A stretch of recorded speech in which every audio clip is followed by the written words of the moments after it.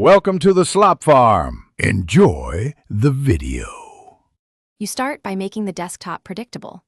Turn off Auto Hide for the Windows taskbar and open Photoshop so the app is not in a full screen state. You do this because Photoshop screen modes can hide the taskbar. Pressing F cycles view modes. Once Photoshop is visible in a windowed or standard screen mode, make sure display scaling is reasonable. Extreme scaling can hide UI elements. This gets the environment ready for the targeted changes that follow. Now focus on Photoshop screen configuration. Open the View menu and explicitly pick Standard Screen Mode so the app won't cover the taskbar. On Mac OS, enable or disable application frame as needed. On Windows, pressing F or S will exit full screen preview and restore the taskbar.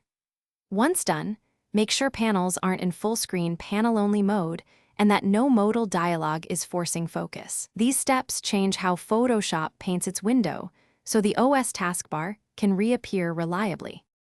To finish, lock the taskbar so accidental hides don't happen and confirm Photoshop is in standard screen mode. If the taskbar remains hidden, restart Windows Explorer from Task Manager. This refreshes shell drawing without rebooting. If Photoshop behaves oddly after that, reset preferences by holding Alt, Control, and Shift while launching Photoshop to clear corrupt settings. One quick troubleshooting tip. If only one monitor hides the taskbar, check display order and scale.